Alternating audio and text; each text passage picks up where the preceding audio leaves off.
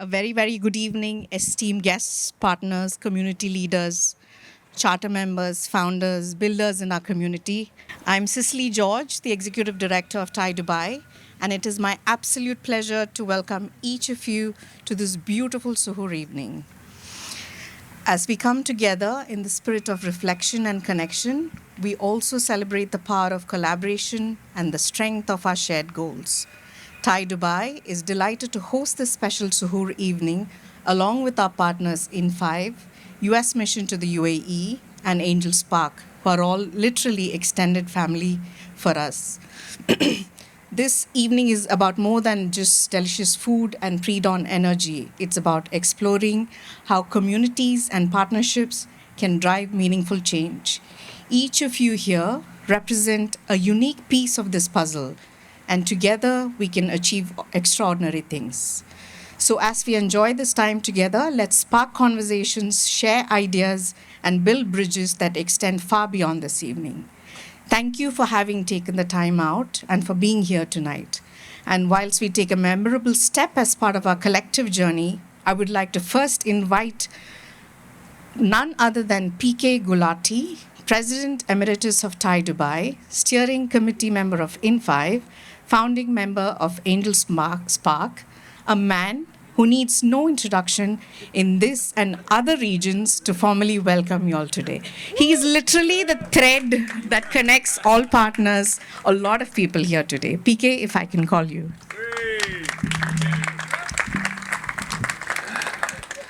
Good evening. I'm humbled, but I have the great privilege of being connected to each of these organization logos that you were seeing here. You know, I very fondly remember when In5 started. Some of you may remember, in a small villa at the other side. And now you see what it is. Ahmed, take a bow. Like, it is something which has become not just our home, but the home to one of the largest cohorts of startups in this part of the world. How many of you are In5 startups? See, that's what I mean. So, you know, as Thai, 22 years ago, 23 years ago now, when we started the chapter here, you know, we had to actually give people spelling of the word entrepreneurship because nobody knew what we were talking about. And when we started from there to come this far, it's been a very humbling and learning journey for all of us who've been a part of that. And when I talk about AngelSpark, it's something which is a spark which came out of a need. You know, over conversations, we realized that there is a need for as many people and as many groups of angels and people coming to invigorate the bottom of the pyramid, give money to people to start experimenting and build things. Don't be a job seeker, be a job creator. That's what we do, and that's what AngelSpark started with. And we are exceptionally proud of the fact that we've been named one of the most prolific investors, not because we are the richest, but because we do it all the time, every month, all the time. And we'll continue doing it, and we hope that there's more such groups which come in and invigorate this ecosystem.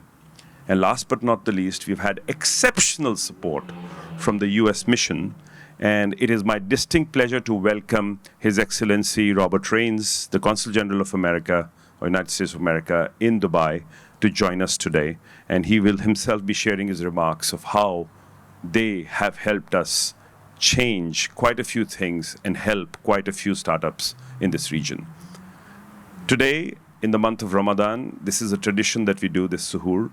You know, I see a lot of you are standing. I apologize, we don't have that many seats. You know, we just didn't think it would be that popular. But thank you so much for coming. Thank you very much. It's a great privilege for me to be able to welcome you all. And I hope you will enjoy the rest of the evening. Cicely? Thank you. Thank you very much, PK. Before we get into the next thing, I'd like to actually call on Banu. Yeah, Banu will actually talk a little bit about one of the programs Thai Dubai does.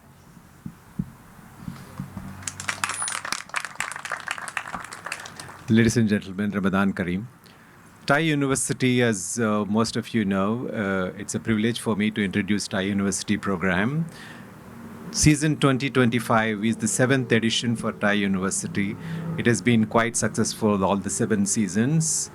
This is basically an accelerator program aimed at college students.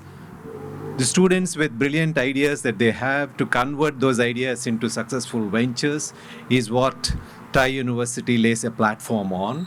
It facilitates by providing resources through mentorship, education, training, investment readiness to make all the students with brilliant ideas market ready and pursue the journey of entrepreneurship. So I have the privilege of announcing the launch of that program for this year. And I would request all of you, in whatever form and shape, to encourage students that you know to be part of this program. It's an excellent advantage that they should make use of. And if you are a student, a college student pursuing a degree right now in the university, or an alumni that has passed in the last out of the university in the last 2 years, you are eligible directly to apply. You will see the application forms on the website, and there will be posters in these universities. If you're an academician, I would request you to encourage the students around you to participate in big numbers. Last year it was a big success. We want to make this a bigger and better program this year. And if you are a successful entrepreneur, it's your responsibility to help this Thai University program become much bigger through several ways. Firstly, encourage students around you. Some of you are Thai University participants, and also lend a helping hand in guiding the students through the mentorship journey and providing that expertise, right? Thank you all, and I expect participation from each of you in some form or the other. Thank you so much. Thank you, Banu. I would like to call Carlina Marani and Raed Hafiz, our program co-chairs for Thai women. So this is a double whammy. Thanks. Good evening. My name is Carlina Marani, and I'm here with my co-lead for Thai Women. Good evening. My name is Raed Hafiz. And we wanted to have a little chat about Thai Women, a program I've been part of as a mentor last year. I think my mentee is hiding down there. So we wanted to kind of call on all the female entrepreneurs to be part of this, right? And maybe we can explain Absolutely. a little about it. So this is our 6th year going, very strong. It started in 2020.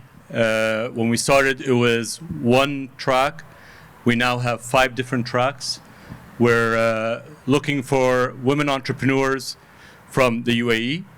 We're also looking for women entrepreneurs representing the Emirati entrepreneurs. We're looking for Egyptian women entrepreneurs, Saudi women entrepreneurs, and then the rest of the Middle East.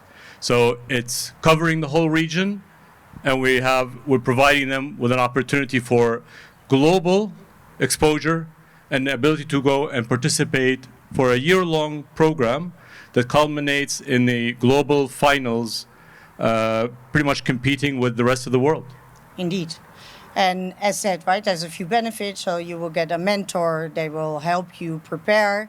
There's, during GITEX here in the country, we have an opportunity for the participants to present. And then, as Raed said, at the end of the program, in December, there's in Jaipur this year, there's the finals, and we will pick a winner. So lots of support and help.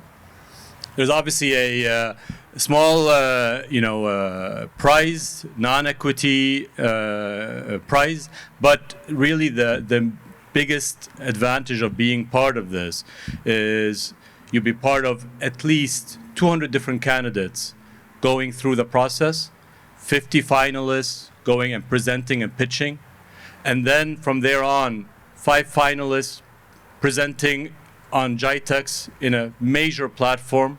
And then finally, you'll be one of the finalists of going to the global finals. And I think it was 65 different chapters around the world competing. So it's a great opportunity. Indeed, lots of exposure. And I think Sicily has a nice video.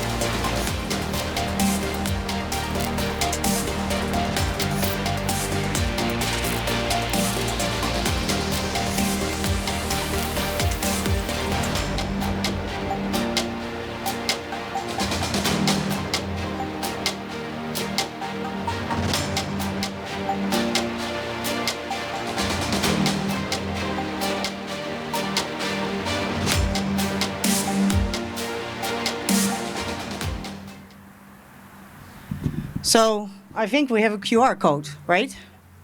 For everybody who's interested, please join. And I don't know, do we have time to call forward someone to say how much they enjoyed it? I'm looking at you, yeah. Niveen, can you come join us? And I think Sophie is somewhere as well. Yeah, she is. So I don't know, Sophie, if you want to spend 2 words. You put me on the spot. Yes, I did. Good evening, everyone. It's definitely good to be here. So honestly, I was representing last year. We won as rest of the Middle East, representing Lebanon. And Thai was the turning point actually for Peltic. So my startup. And it actually opened up opportunities as we're currently relocating now to Dubai. So we're moving our facility fully. And we've got like some amazing support actually, first of all from Carlina and from the amazing team, Cecily, Angelica, and everyone. And we also got the chance to also pitch in Bangalore in December. So we were able to connect with a lot of like-minded women, and it actually opened a lot of different perspectives, even on the business and the personal levels. So, I mean, this is it for me. Good. Yeah. Thank you so much. Thank you. Good. We'll hand it over. Actually, just like Manu said, we're also going to count on every single one of you to get the word out, right? Yeah. So we've already posted it on our LinkedIn. We'll be posting it on social media tomorrow. And we need all your help to get the word out. We want to go and beat the record of the number of candidates this time. Absolutely. All right. Thank you very much. Thank you. Thank you. I'd like to call on Ahmed. Thank you. You're already here. All right. So first of all, my name is Ahmed. I'm In5 Tech and Science Community Manager.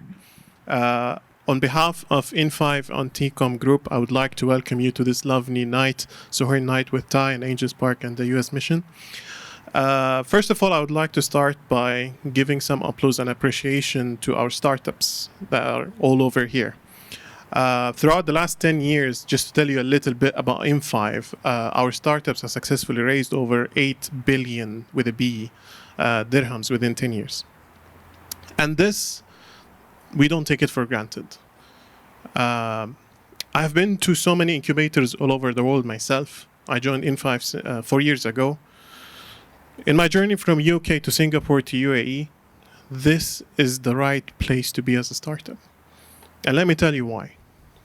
Every incubator has its own programs and blah, blah, blah that you will see it everywhere. But without the right ecosystem and hardworking founders like yourself, this is never possible. Today, the power of the business comes from the power of your network. And this is something that we get with our partners like Thai, AngelSpark, and the US Mission.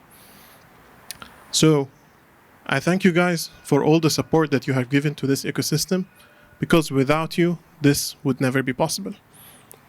So thank you so much, and please enjoy your evening. Thank you, Ahmed. Dalia, I'd like to call Dalia from the US mission. Hi, good evening, everyone. My name is Dalia Yudin. I'm the head of the public affairs section at the US Consulate, and I'd like to think that after the CG, I have the most fun job at our consulate. I get to work on programs that promote entrepreneurship, youth skill building, fashion, all kinds of creative industries, bringing American authors to the UAE. And also happy year of community.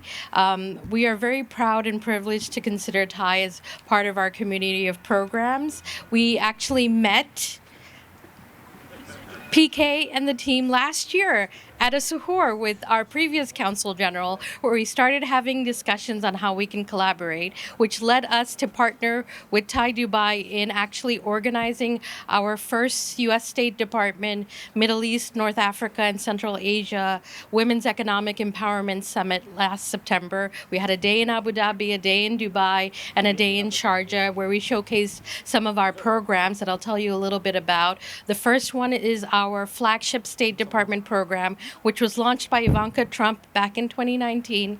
It's called the Academy of Women Entrepreneurs. It's assisted over 25,000 women entrepreneurs around the world in over 100 countries. And we have some amazing statistics for the UAE as well. We just graduated our 5th cohort last month. And in the UAE, our alumni have collectively generated 46 million in revenues, raised 13 million in funding for their startups, and created over 600 jobs. And the program has only been implemented for the last 4 or 5 years. So those are amazing results. 2 years ago, we also launched what we call the Regional Women's Innovator Fellowship Program. And that program is in partnership with the Atlantic Council, and it's implemented by the Georgetown McDonough Business School, which has a campus now here at DIFC. And we have some amazing entrepreneurs that there as well, including Dabi Al-Mehri, the youngest entrepreneur in the UAE, who's breaking all kinds of records. And then we have other programs that are more focused on youth entrepreneurship and skills building, including supporting the Injaz UAE program here in the UAE, which has a lot of support from U.S. private sector mentors as well. So it definitely takes a community to promote innovation and entrepreneurship. And the U.S. and the UAE consistently rank in the top 10 globally for innovation support to entrepreneurs. And we found that especially for women entrepreneurs, almost 42% identify partnerships and networking events as the key hindrance in growing their businesses and expanding to international markets. So that's something that we would like to focus on over the next year, kind of follow up to our summit. So we look forward to working with everyone, our CGs here, and then we have some staff members here as well. We'd love to collaborate and expand during the year of community. Thank you. Thank you so much, Dalia. I'd like to call on Veena to talk about AngelSpark. Thanks for saving the best for the last, Cicely. I have been told to stick to script and actually was given a printed sheet. And when you're talking about something as vibrant as as AngelSpark, it's super difficult to do. But Mayank, I've given him the word that I'm going to try. So for those of you who don't know, AngelSpark came into existence in 2023. At the back of a huge gap that some of us saw, and that is the dearth of funding for startups at a pre-seed level. If you look at reports, there's literally been 30% decline in pre-seed funding in the region, which is crazy if you look at the kind of talent that's coming into the region. This talent is bringing in all kinds of amazing ideas, and with those ideas, amazing startups, but they don't have funding. And that's where AngelSpark steps in. We came together with other thought leaders, experienced business leaders, operators, and also investors from a wide spectrum of industry. Retail, healthcare, you name it. We have Web3, we have all kinds of fintech experts, we have people who are jack of all trades, we have all kinds of leaders within our cohort of members. So we came together to create AngelSpark to be able to fund pre-seed at the pre-seed level and make sure that startups had the funding that they needed to get their ideas on ground. We have an elite team within our member cohort, so we not only invest with money, but they also get a huge support from us. We believe that our startups need support, so we support them in all kinds of areas. We connect them to future customers. We've even helped to solve their tech and financial issues. So we are available. We may put in the check as one group, but then the startups end up getting all of us, the entire community of members, as a support system. So imagine the horsepower that they are given literally on a silver platter, and all of us are available. They can call us, they tap into us, and this is not something that I'm not saying only because I'm standing here with a mic. You can ask our startups with whom we have invested. We are designed to act quick. So we say in AngelSpark, the buzzword is quick, because we act quick, we execute quickly, and we quickly tell the startups if they are in or out. So quick is our buzzword, but we also follow it up with transparency, and we are very, very candid with our processes, and our founders know exactly what's going on. Which slide are we on, Mayank? Okay, so it's not a surprise that within 6 months of us starting, we were touted as one of the most relevant angel investing network in the region. After this came out, we have actually invested in 7 more startups. So we are very vibrant, and we kind of reflect how the region has been, especially Dubai and UAE. And we have now invested in 13 startups. And the thing is, all of us know each of them personally, isn't it? We all know them because we interact with them, we speak to them. They're all here. I know each of them. Raise your hands, guys, if you're here. Let people see you. Many of them are here. Last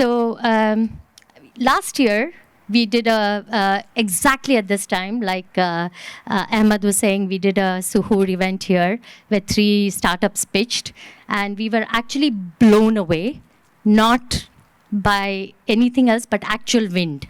It was blowing us all over. Like we were literally holding on to the screen. So I'm glad today we are blown away by everything that's happening within this community, vibrant community, and not the actual wind. So that's great. So our portfolio companies come from a wide sector. There is no particular industry that we invest in. We request that all startups actually apply because we are sector agnostic, we are geography agnostic. We just want to fund the right startup at the right time. So please look us up. Within this community that you've already heard about, whether it's AngelSpark, TIE, then you have In5, which is where we are, and also the US Consulate. I can tell you with absolute conviction that there is no other place in the world where you have this kind of an access to the movers and shakers within the industry. You don't have that. You don't have, sir, someone like you sitting with founders and enjoying an event like this. So thank you for being here. We really appreciate it because this kind of access, not many regions in the world can give you. We're also very proud to partner with TIE and In5. Many of us are part of all the 3 organizations. Like Cicely said, we are connected by a thread, and we do a lot with each other and for each other. So if you're a part of In5, apply for our demo days because then you're given investor feedback on the day, and you know what investors are looking for. And In5 startups take these demo days very, very seriously. But if you have our QR code there, if you want to apply to AngelSpark, but please don't be cheeky. Don't apply saying that you're not a part of In5 and TIE if you are a part of it, because we will blacklist you. So don't be cheeky, please. Um, there's our QR code. I'm one of the angels of AngelSpark, as you can see. So please use this QR code, connect with us on our socials, and we look forward to hearing from you because we are there for you. We are extremely active. Like PK said, we have pitch events almost every month. We have founder connector events. We have investor connector events. If you tie in with us, you tie in with TIE, you tie in with In5. It's an entire network of partnerships. And then we take you to somebody as elite as the US consulate. So make sure you use it. While I still have the mic and before I give it to my extremely interesting friend, Mr. Gary here, I want all of us to take a moment to reflect and be grateful for what we have here. And I wish all the people who are celebrating Ramadan Kareem, and to all of you, God bless. All right. Thank you, Veena. One small correction is that we definitely did not save best for last. I think we topped with your opening talk. Guys, thank you so much for taking... No, you're the best. I'm saying it's all downhill from there. So, guys, really appreciate you coming out and listening. You know, there is... a lot of effort that people in this community, whether it's from the various organizations here or just individuals, you know, aiming to make the entrepreneurship journey a little less stressful that are in this room. But we frequently talk about the big wins. We very frequently talk about the big outcomes, but we very rarely get to sit back and really reflect on journeys that entrepreneurs have had to endure in order to get to the very interesting places that, you know, that we put them up on the pedestal for. And so it is my great pleasure, and I'm scanning the audience very intently for him, to welcome Aziz from Pluto for a lovely chat. I love that you were hiding from me, you know, somewhere in the back there. All right. Do we get a second mic? Amazing. Thank you, Gary. I wasn't hiding, but I was just... lack of chairs, and, you know, stuck in the crowd. Amazing. Whoa. I can project as well. Let's see if this works. Hello? Hello? All right. Cool. So let's try to... we'll take only 25, 30 minutes of your time, and I hope most of this is a Q&A interactive kind of thing. So we'll do a quick intro, and then hopefully we'll give a little bit of feed for the audience to ask some fun questions from our guest. So I think first, tell us about Pluto and a little bit about yourself before I ask any uncomfortable questions. Absolutely. So, hello, everybody. Nice to be over here with everyone. What a great community.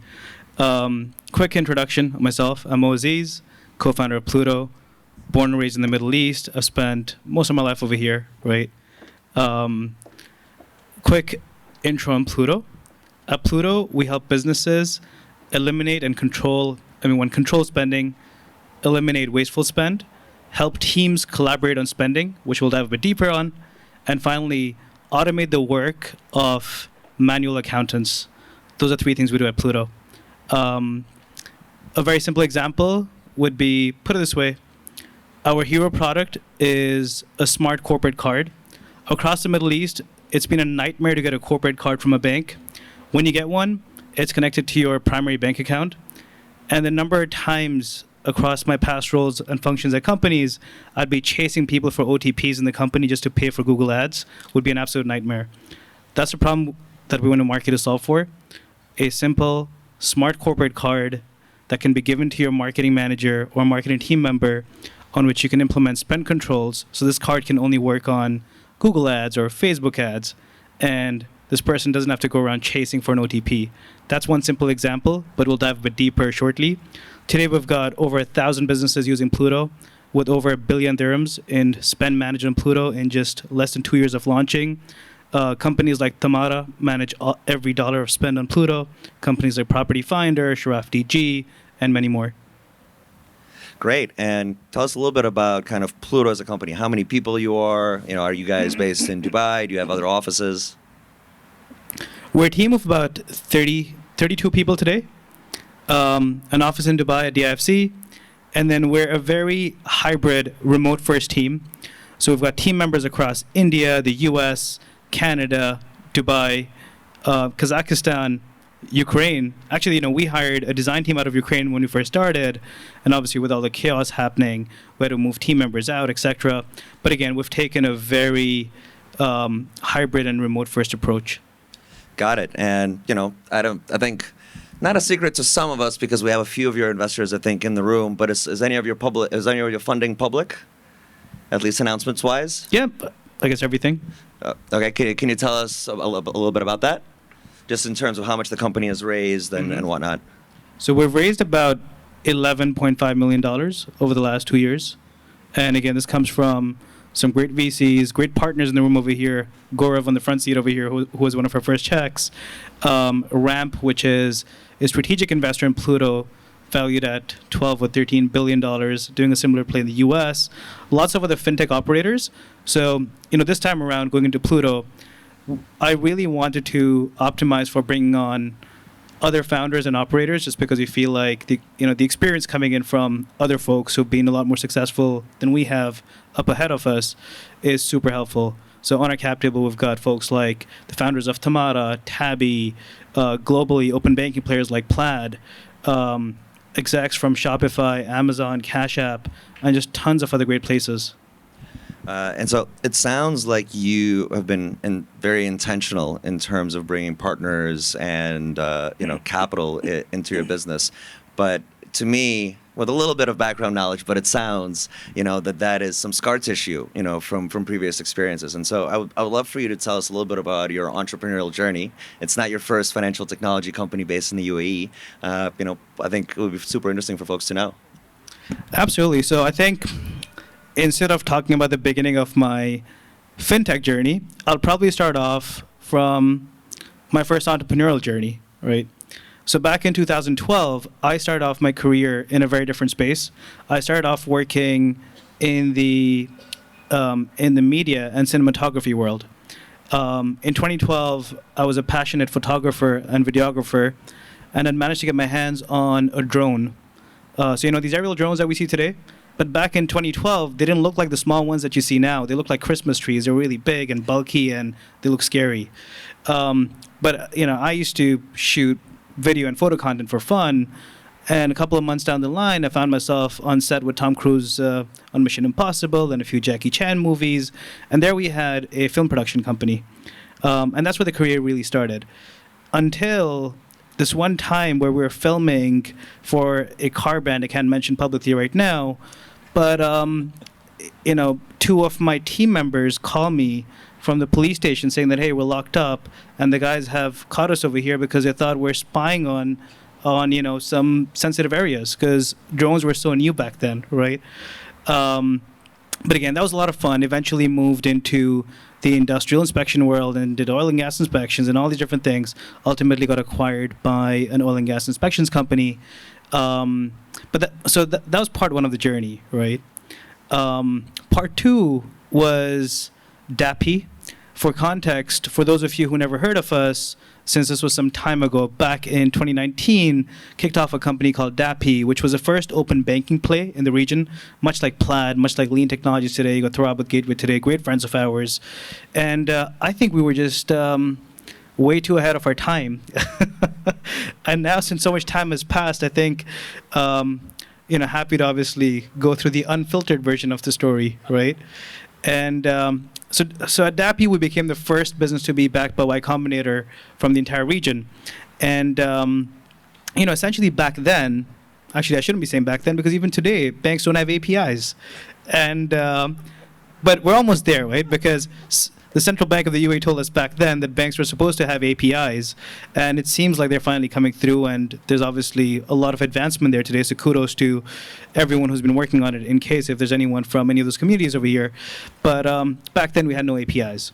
I remember joining the DIFC FinTech Accelerator. Back then we were one of the earlier batches, and we go on a roadshow, bank after bank, talking about how we're going to change the world and how we're going to build connectivity to banks, etc. And the same message from every single bank. At the end of every meeting, they'd look at us and go like, "This is not happening."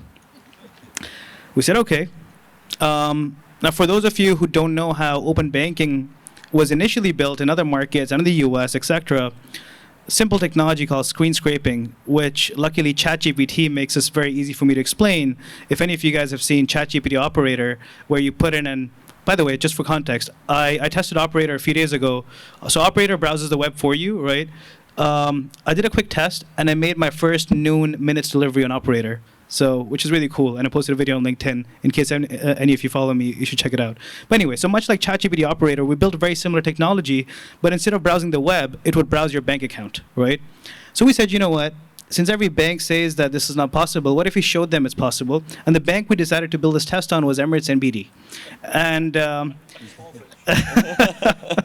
so we built this prototype out, right?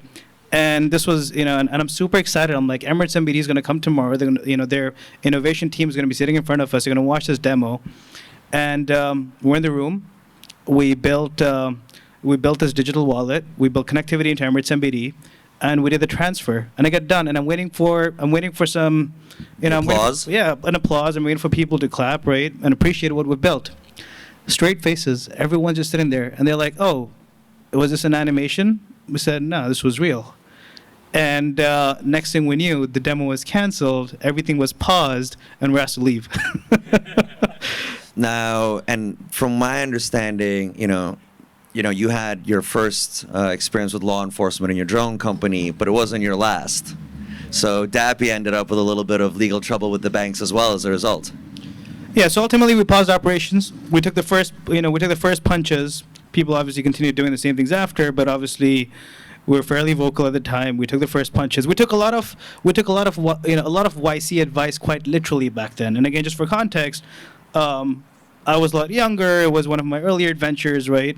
And I go back to YC partners at the time, and it would be like, guys, this is what's happening. What do you do? They'd be like, look at the others. Do what you're doing. Ask for forgiveness after. And I'm just quoting as is. But guys, the Middle East is different. You need to work very differently over here. We have to operate very differently over here. And that is true. Eventually, we had to pause operations. At some point of time, we're sitting with cease and desist from 6 or 7 banks, right? And we had banks that were blocking our IPs, but we didn't stop. In hindsight, maybe we should have done things differently, right? But we live and learn. We didn't stop. Fun fact for, again, any of you who were customers at that point of time, or any of you who used Dappy services in 2021, right? 6 out of how many ever banks in the UAE, only about 8 or 9 matter, had blocked our IPs. And what we did, those small 4G routers, right, in which you put SIM cards? And again, this is a fun story that no one knows about. We scattered them across the entire city because we said if we're going to route our systems through telecommunication towers to block us, a bank would ultimately have to block the entire neighborhood, and people wouldn't be able to access banking services. And it was after that we finally had a court case against us from one of the banks. Very, very impressive. But no court cases in Pluto at the moment? Nothing, because we learned. We came back to become friends of the banks. And so that's my question. I think first, company in the space that you've built, very adversarial, to the banking sector here. The second company is adversarial in that, you guys hold deposits at some point in time. Sure, they're at one bank versus the other, but you are taking a bit of the bank's business, even if they aren't servicing the customer to kind of the customer's requirements. The perception is still that you're there for their business. And so, how did you approach them from a partnership mentality versus trying to break them? Yeah, I think one is I personally took a lot of learnings from the past, and when it comes to Pluto, I think you are right in the sense that we're essentially, on one hand, building a Trojan horse, where we start off with a corporate card product and then evolve into taking on deposits and piece by piece, piecing together a lot of corporate banking and business banking functionality into our platform. But a few things we've done differently this time. One is, and again, a lot of folks actually don't know about this, but one is that all of Pluto today is powered by existing financial institutions. We don't compete with them. We partner with them. And the second piece is that a lot of banks today come to us asking us for help and support because they want to innovate. They want to be relevant within the ecosystem of fintechs rising and building modern technologies and services for businesses. So we actually have a version of Pluto that's white labeled within banking ecosystem. So just for context, if you're a first Abu Dhabi Bank customer, in the next couple of months, in the next 1 or 2 months, you will be able to access Pluto from inside of Fab's e-banking portal, right? And so we take a very collaborative approach today where, either you don't innovate and don't partner with us and you're left with a legacy system, or you partner with us and we'll help you get to where we are too. Got you. It sounds like you guys are kind of on this, stellar rocket ship of a journey, and congratulations for all of this. But, I'm curious about that dark moment. Rolling off of Dappy, you are looking at the new thing to do. Tell us about those months of your life, founding your new co-founder, making the decision to go and build this business, and what gave you kind of the momentum and the energy to go and go through this masochistic journey of fundraising, building a new company, taking it to market. What motivated you to do it again? So the time gap between leaving Dappy and building Pluto was 8 months, but those 8 months felt like a couple of years. And those were a fun couple of years because the first thing I did, as soon as I left Dappy, right, I take a flight to Miami. I'm like, I'm going to take a little bit of time off, think about my next thing. In the second week, I get called in by the leadership team at checkout.com. And I don't know how many folks know about this or not, right? And that's when I first found out that Checkout was looking to invest in the buy now, pay later space. And we were on our table discussing potentially partnering together and building a BNPL company. 2 weeks later, we had a prototype. I had both my co-founders on a flight flying down to Dubai, potentially expecting to sign a partnership with Checkout to build a buy now, pay later company. So I didn't know I was going to build Pluto. I thought I left and I'm going to build a buy now, pay later company. And so the guys come down, and we're supposed to have this big meeting with the leadership of Checkout a couple of days after. One day before, we get a call saying, "Listen, guys, don't come in. We've just invested in a company called Tamara. They're just starting off in Saudi Arabia, and they're in the early days, right?" So this happened 2 weeks after me leaving Dappy, right? Anyway, after that, I spent time in the U.S. Really to just space out. I feel like sometimes as founders, when we're just on the grind, we're operating on continuous autopilot mode. It's so important to take a little bit of time out just to be able to break off from the space that you're typically in and to reflect on yourself, to speak to yourself internally and really think through what you want, right? So I spent the next couple of months really just by myself in a part of the U.S. where I actually don't know a lot of my friends have been to, in a place called Kansas City in Missouri, which is in the Midwest, very empty, very countryside, right? And it was really just a space away from the world for a little bit. So I spent 6 months in Kansas City, Missouri, doing all kinds of things, from like going super deep into doing a crypto course and just studying different things, right? Until eventually it all came together. I'd happened to become good friends with the co-founders at Ramp, right? In the days that I was building Dappy while doing YC. It was a play I really kept thinking about for the longest time and things that we struggled on over here. And ultimately, as it all came together in October, it was just one of those overnight moments where it just came to me. I decided to fly back, start working on this. The same two friends of mine with whom I was going to build a buy now, pay later company, I gave them a call. I said, guys, you might want to take a flight back to Dubai because I'm going to go down to build Pluto. And the immediate reaction was that, hey, the last time we came down, you sent us back. So what's going to happen this time, right? And then we had a deal. They said, okay, look, we're in, but why don't you go and get the first check in the company, so we can leave Shopify and Cash App, right? So they were working at Shopify and Cash App at the time in the U.S. and they're like, it's a big ask. You ask us to leave and come down, And yeah, that's how Pluto started. Got it. And one of the interesting things about like the parallels with Ramp, when you go and decide to go and build a company that is dealing with spend management, if you go and build this in the US, right, you have Plaid. And there are partner bank APIs. And there is all of this infrastructure that is there for you to go and create these great customer experiences. I'm fairly sure we haven't solved open banking and virtual accounts and all of that stuff quite yet. And so how did you go about kind of solving the lack of partner infrastructure in order to build a company that does all the lovely things that we get from kind of, let's call it developed market fintechs, but be able to give us those features here? Yep, I think that's a very valid point, right? We decided we decided that we'd build a company like Pluto, we raised money, and when we went to market, the first couple of months we had no infrastructure partners to plug into. So we built software that couldn't connect to any financial infrastructure, as you correctly mentioned. Now, obviously, at the time, NIMCard were the first guys going live, right? It's very funny that you bring this point about, because I was at Iftar 2 days ago with the NIMCard team, and one of the things that we brought up and just laughed around the table about was the fact that when we connected with their infrastructure, our engineers connected to their issuing infrastructure without any documentation. So what I'm trying to get to is that we literally built with the first available infrastructure for part of our business, which is card issuing, which is also non-existent prior to companies like Pluto having existed only a couple of years ago.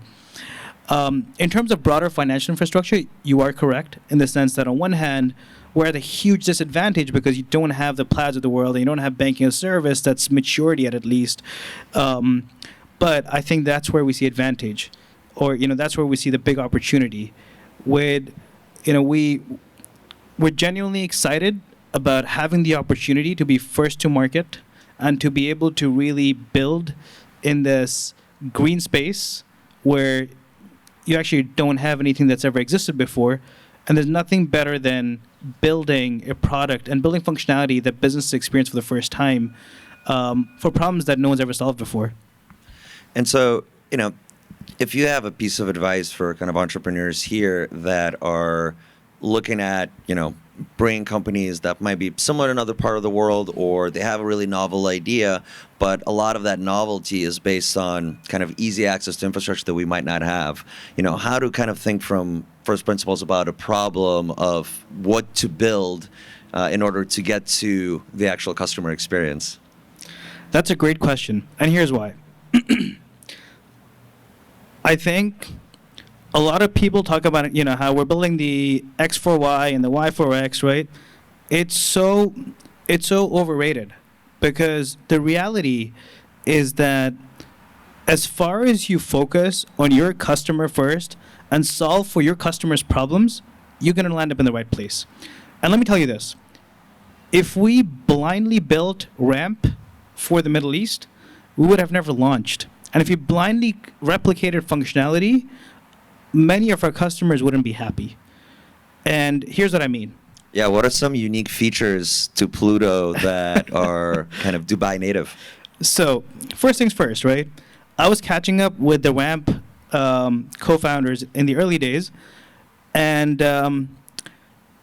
we're talking about how, hey, there's this big restaurant group who wants to use Pluto, and they want to onboard their petty cash cashiers. And the first question I get is, what is petty cash, right? So what I'm trying to get to is businesses in the region operate very differently, right? And again, for those of you who don't know, in a slightly sizable traditional company, I'm not talking about us software companies and tech-first companies, right? I'm talking about the more traditional businesses. They actually have a petty cash cashier as a function. It's a role of an individual who sits on a counter and hands you cash every time you need to spend, right? So on Pluto, what we realized is that aside from having, and again, especially at restaurants, this is very common. And let me tell you why, right? Unlike the US, we're still in a market where a lot of people turn up at restaurants, and as soon as they get a check, they pay with cash. And especially in restaurants where you've got a lot of branches, oftentimes when the guy turns up with vegetables or meat, sometimes they don't have a credit card machine on them. And what the restaurant manager does, he walks up to the to the till, pulls out cash, and pays a vegetable supplier, right? Technically, these are all financial workflows. So if we're a platform that's helping businesses manage their spend better, we also have to manage their cash better. And we have to think about all these different edge cases, and that's where Pluto's petty cash module was born, outside of our card module, and it helped us win tons of restaurants. Today we serve everything from SDK Downtown to Ula Beach Club to Tray Inn, which is this really famous Indian restaurant, and countless others, right? And that's just one example. Another quick one is construction companies. These guys don't know how to use a mobile app, right? They don't have computers. They need to be, these guys need to be able to do everything and access whatever they need over WhatsApp, right? So deep connectivity into tooling like WhatsApp and just tons of other very local native functionalities on there. Got you. And so, coming in, if you were to launch a business today, and, we kind of frequently touch on regulations, I think in your space especially, would you say that it's gotten easier or about the same? I think it's gotten easier, and I think it continues getting easier. And I think about this with two perspectives. On one hand, what this teaches me, timing is so important, and sometimes you can really get lucky with it, or sometimes you can plan for it. I don't think there's any perfect formula, right? And here's why I say this. Today, in this part of the world, I think things are evolving faster than ever before. There's way more availability of infrastructure and new folks that are coming about. But let's think about a place like Saudi Arabia. We were trying to enter the Saudi market for the last many years. And every time the process just seemed like such a daunting process. Now, let me tell you this. A company like Pluto who wants to enter Saudi Arabia, whether you've been trying to build a relationship with a bank or do all the different things you're trying to do for the last 3 years, or the last 6 months, you're in the same place. And that's because only recently infrastructure has been unlocked, right? So what I'm trying to get to is that things are moving really fast. We're in a much better place today. But the takeaway I have from there is that sometimes it isn't, you're not in the best place trying to be first. And sometimes being second can take you way further, much faster. Do you think that the pain of kind of working through that kind of regulatory landscape is a moat for your business? I think it is, right? But it ultimately it depends, right? Owning regulatory infrastructure that is critical to the products that you have as a financial service company will always be a moat, because specifically with things like a card product. With a card product, I believe that revenue methods like interchange revenue are a downhill game, and ultimately it's just going to become a war and a fight for things like cashback, etc. And the more of that infrastructure you own, the more of a moat you have, right? But on the flip side, product is also a moat, because in a world where you've got so much convergence and overlap happening with so many companies which will start looking very similar, focusing on a specific customer set and really building a product for them is equally a moat. Cool. Before I would love to turn for a few questions from the audience. One last question. Let's say you are back here in 12 months at our third annual Suhoor with our good partners here. Where is Dappy at that time? You mean Pluto? Pluto. Where is Pluto at that time? Well, we know where Dappy is, but where is Pluto? 12 months from now, the ambition is to grow 4 to 5x as a company, and really build for a story of from MENA to the world.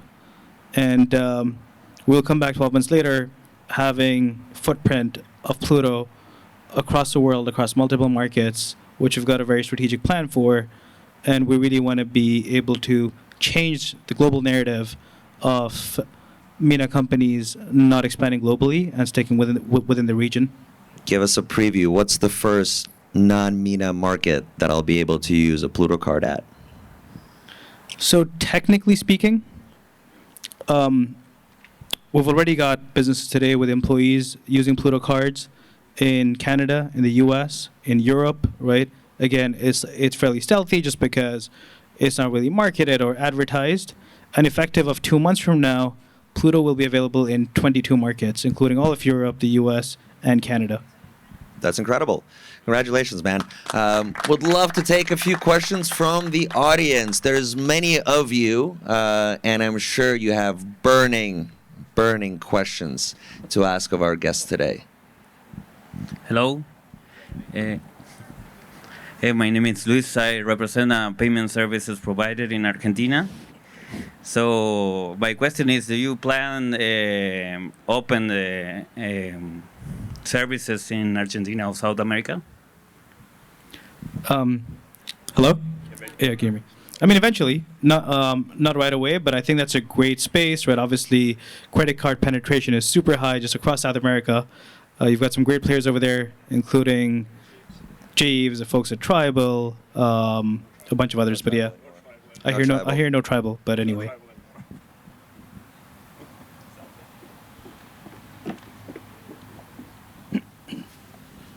Hi, nice to meet you. My name is Yu Chen. I'm an AI PhD student here. I'm actually very interested in your talk. It's very impressive. So my question would be like, you talk about like ChatGPT, and you are from YC. YC are heavily invest AI company recently.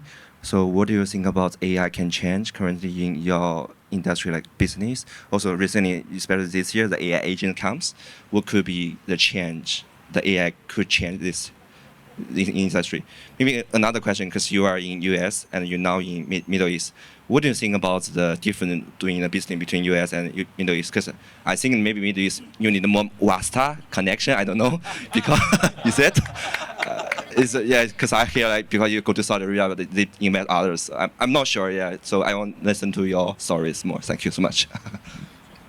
No, thank you. So we've got two questions over there. The first one, your first question was on how you think the evolution of AI and just overall advancement in that space would impact our business and what measures we're taking with things like agents, etc. And second one was on Wasta. So we'll come back over there.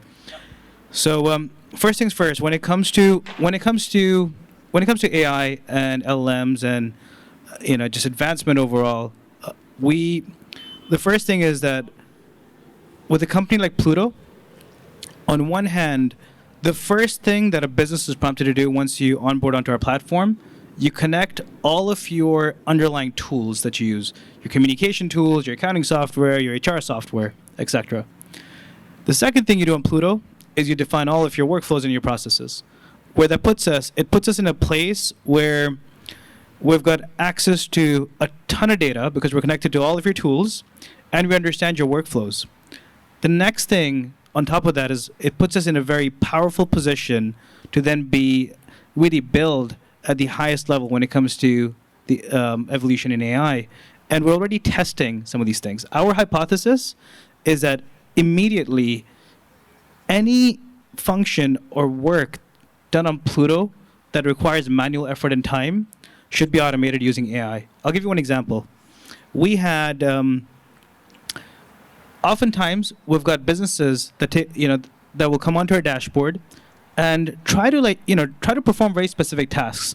So an example is a company recently was trying to deactivate all corporate cards that were not used for the last month by specific team members. Traditionally, what you'd do on Pluto is you'd filter out by those team members, find those cards, click on the deactivate button, but you'd invest time looking at how many transactions they've done and so forth. With our AI product that's currently in its beta version, you can literally tell Pluto today that, hey, go through all of my team members, go through their cards, look at which ones have had no more than one transaction in a specific time frame and deactivate them. And it's all done in milliseconds, right? So that's one example, but ultimately going back to your point, given the fact that we sit at the center of connectivity into every system of a business's financial workflow, plus understand their workflows, puts us in a place to continue building. And over time, our AI agent is only going to get smarter and smarter. On your point around Wasta and doing things differently in the region, I would say that, some of that is perhaps true, right? Because when you think about other more mature markets, they're like in general, specifically working in a regulated space, working in the financial, in the financial sector and so forth. Everything is very black and white, right? So forget about WASTA for a second. Everything's very black and white, even from a regulatory standpoint. They're great books over there. You've got the American payment system. You've got the anatomy of a swipe, right? You understand every little piece. Today, in this part of the world, a lot of this, isn't even documented very well just yet, right? And we've got a lot of innovation that's still happening, a lot of things that are still moving, right? So I think it's a combination of two things. It's not just about who you know, but if you want to truly operate in this region, you really have to think local. You really have to invest and go the extra mile of understanding all things local regulation, local systems, and deeply embed yourself. And ultimately, coming back to WASTA, I'll tell you one thing. I feel like while more mature places like the US are great because things are black and white, I think we've got a culture of collaboration in this part of the world which is unmatched. When you meet people from the region, for the region, you will get help.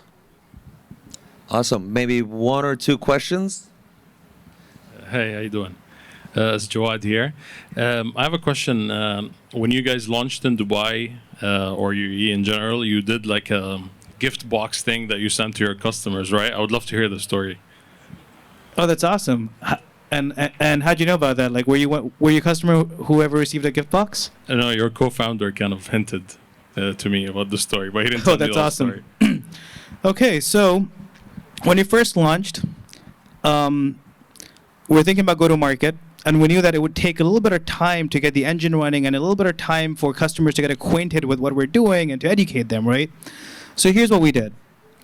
We decided that what if we send our specific ICP, so the individual within those businesses who would be responsible for buying something like Pluto, a gift anonymously with a handwritten note of how Pluto can help them. And here's what we did. We literally put together a box that had some Batil chocolates, some Pachi chocolates, and a little note addressing them by their name with how Pluto could help them, and a request for a 10-minute call for a demo. And we sent these intentionally. We didn't want to deliver them showcasing that it's a gift. We sent them intentionally using DHL and Aramex because it would almost look like you've ordered something online or you've ordered something from an e-commerce platform. And believe it or not, we had CFOs of big companies doing block runs trying to get their package because it could have been a laptop, it could have been anything, right? And the delivery, the rate of delivery was so high that this was incredible. This is how we scored Property Finder. This is how we scored so many great customers in the early days. And that was a lot of fun. Last question. Do you currently use Milkstraw AI to optimize your cloud spend? Which is Jawad's company.